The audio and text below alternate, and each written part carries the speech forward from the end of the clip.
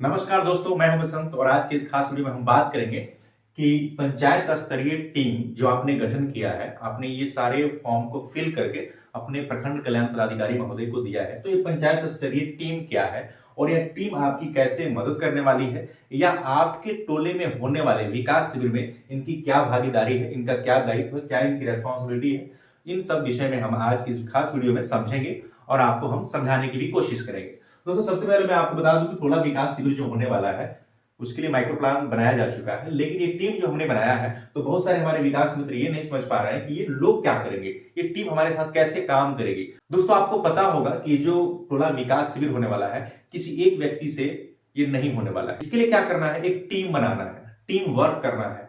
एक काम को करने के लिए एक व्यक्ति को काफी समय लग जाता है, लेकिन उस काम को और ज्यादा बेहतर तरीके से करने के लिए, ट्रांसपेरेंसी के साथ करने के लिए और सुगमता से करने के लिए एक टीम बनाना पड़ता है। और टीम अलग अलग माइक्रो प्लान बांट करके अलग अलग मुद्दों पे जब काम करती है तो यह शिविर आसान हो जाता है, कोई भी काम आसान हो जाता है। उसी प्रकार से टोला विकास शिविर जो होने वाला है उसमें एक पंचायत स्तरीय टीम बना है कि पंचायत में कितने कर्मी होते हैं और उस कर्मी के द्वारा कौन कौन से काम किया जाना है, उसके लिए टीम बनाया गया है। सबसे पहले मैं आपको बता दूं, पंचायत सचिव है। पंचायत सचिव को टीम में क्यों रखा गया है? आप जानते होंगे कि पंचायत सचिव के द्वारा जन्म मृत्यु प्रमाण पत्र बनाए जाते हैं, पेंशन की जितनी भी मद होती है उन सबकी स्वीकृति होती है, और बहुत सारे सरकार की और बहुत सारे सरकार की योजनाएं हैं जो पंचायत सचिव के द्वारा किया जाता है। उसके साथ है विकास मित्र। तो विकास मित्र तो भाई ऑल ओवर हर डिपार्टमेंट में काम करते हैं, हर डिपार्टमेंट के लाभ को पब्लिक तक पहुंचाते हैं, तो इसलिए विकास मित्र के ही द्वारा ये पूरा टोला विकास शिविर किया जाना है। उसके बाद है राजस्व कर्मचारी। राजस्व कर्मचारी का काम है जमीन से संबंधित करना, दाखिल खारिज करना, रसीद काटना, बहुत सारा जो जमीन से संबंधित काम होता है राजस्व कर्मचारी के द्वारा किया जाता है। तो उनका भी रोल है कि पंचायत में, टोले में जो लोग हैं, अनुसूचित जाति, अनुसूचित जनजाति, अगर उनको किसी प्रकार की कोई दिक्कत है जमीन से संबंधित तो इनसे संपर्क टोला विकास शिविर में किया जा सकता है। उसके साथ है टोला सेवक। टोला सेवक की क्या काम होता है दोस्तों? टोला सेवक का सबसे मुख्य काम होता है कि बच्चों को मोटिवेट करना, पेरेंट्स को मोटिवेट करना, ताकि अपने बच्चों को विद्यालय भेजना सुनिश्चित करें, बच्चों को साफ सफाई पे ध्यान दे, बच्चों को कंसिस्टेंसी बनाए स्कूल में जाने के लिए। तो ये प्रेरक के रूप में काम करते हैं, बच्चों को मोटिवेट करने के लिए, पेरेंट्स को मोटिवेट करने के लिए, ताकि बच्चे विद्यालय में जा सके। इनका अब नाम हो चुका है शिक्षा सेवक। आवास सहायक, अभी अभी प्रधानमंत्री आवास योजना का काम चल रहा है, 30 अप्रैल तक चलेगा। तो आवास सहायक भी टोला में सबसे मुख्य भूमिका के रूप में है, क्योंकि इनके द्वारा प्रधानमंत्री आवास योजना का लाभ दिया जाना है। बहुत सारे लोगों को पहले से आवास योजना का लाभ मिल चुका है, तो कौन से किस्त का लाभ मिला है, कौन से किस्त इनको मिलना है, पैसे मिलने के बाद लोग किस स्तर तक घर बनवाए हैं, तो ये सारा चीज आवास सहायक जो होते हैं उनके द्वारा देखा जाएगा। बहुत सारे लोगों का सवाल भी होगा तो ये सॉल्व कर पाएंगे या उसकी पूरी तैयारी करेंगे। पंचायत रोजगार सेवक, इनका काम होता है लोगों को मनरेगा से रोजगार मुहैया कराना, उनका जॉब कार्ड बनवाना, कहीं नाली बन रहा है, कहीं पानी की सफाई हो रहा है तो इनके माध्यम से होता है, तो इनकी भी रिस्पॉन्सिबिलिटी बनती है। और वही लोग होते हैं जो टोला में होते हैं, जो अनुसूचित जाति और जनजाति के सर्वाधिक लोग इसमें काम भी करते हैं। तो इनका मुख्य काम यही है जो उस दिन टोले में होने वाला है। किसान सलाहकार है। बहुत सारे अनुसूचित जाति जनजाति जो समाज के लोग हैं जिनके पास जमीन है अपना, तो किसान सम्मान निधि योजना का लाभ लेते हैं। बहुत सारे फसल आते हैं, बीज आते हैं, तो उनका डिस्ट्रीब्यूशन भी क्या करते हैं किसान सलाहकार अपने टोले में करते हैं। तो उनकी भी जिम्मेवारी बनती है कि किसी व्यक्ति का जमीन है और उसका किसान रजिस्ट्रेशन नहीं हुआ है तो करवाएंगे, और सब कुछ होने के बावजूद भी अगर किसी व्यक्ति को प्रधानमंत्री सम्मान निधि योजना का लाभ नहीं मिलता है तो उनकी भी रिस्पॉन्सिबिलिटी होती है उन्हें दिलाएं। लेकिन सबकी रिस्पॉन्सिबिलिटी एक तरफ और आपकी रिस्पॉन्सिबिलिटी इन सब पर एक तरफ, क्योंकि जितनी भी सरकार की योजनाएं हैं ये करा रहे हैं नहीं करा रहे हैं, इनकी जिम्मेवारी क्या है नहीं है डजंट मैटर। लेकिन आपको अगर किसी व्यक्ति का नहीं है किसान सम्मान निधि योजना का लाभ तो आपको इनसे मिलकर उनको लाभ दिलवाने की जिम्मेवारी आपकी है, क्योंकि वो अनुसूचित जाति और जनजाति समाज से संबंध रखते हैं, तो ये आपकी जिम्मेवारी बनती है। उसके बाद है जीविका। जीविका का काम क्या है?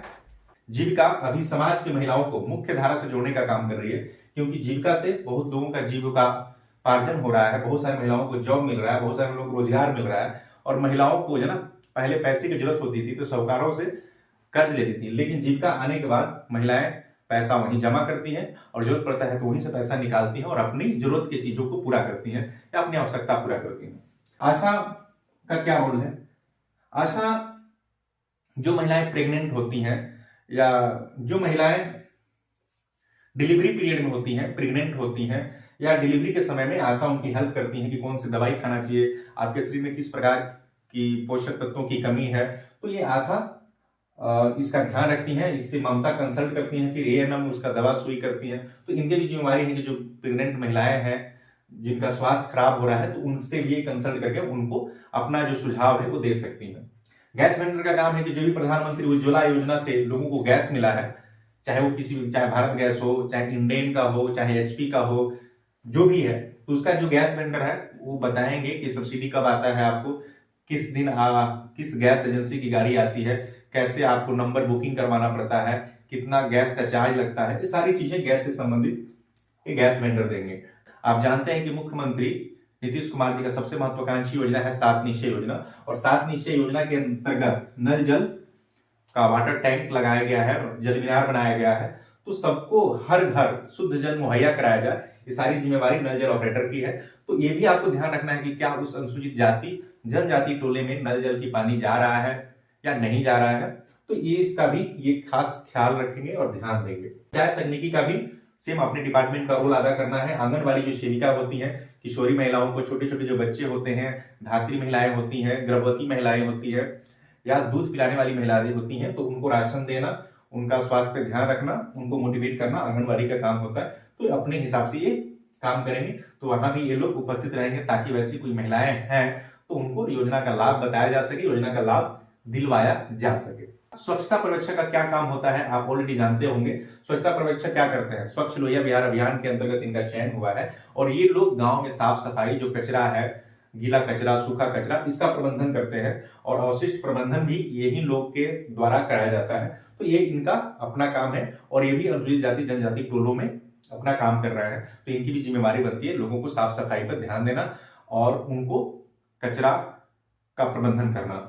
उसके बाद है विद्यालय के प्रधानाध्यापक। विद्यालय के प्रधानाध्यापक क्या करेंगे, अब आपके मन में सवाल होगा, भाई जो हमारे अनुसूचित जाति और जनजाति के जो बच्चे हैं किसी न किसी स्कूल में पढ़ने जाते हैं, तो उसी टोले के जो प्रधानाध्यापक हैं ये हमें सुनिश्चित कराएंगे कि कितने बच्चे पढ़ने जाते हैं, कितने बच्चों का नामांकन है, जितने बच्चों का नामांकन है तो किनका आधार कार्ड बन चुका है, किनका जन्म प्रमाण पत्र बन चुका है, और जिनका नहीं बना है लिख करके देंगे तो प्रखंड कार्यालय से उनका जन्म प्रमाण पत्र बन जाएगा, और जन्म प्रमाण पत्र बन जाएगा तो उनका आधार कार्ड भी बन जाएगा या बहुत सारा बन भी गया होगा, जो ये लोग शिक्षा कोष का जो पोर्टल है उस पर ये लोग ऐड भी कर चुके हैं।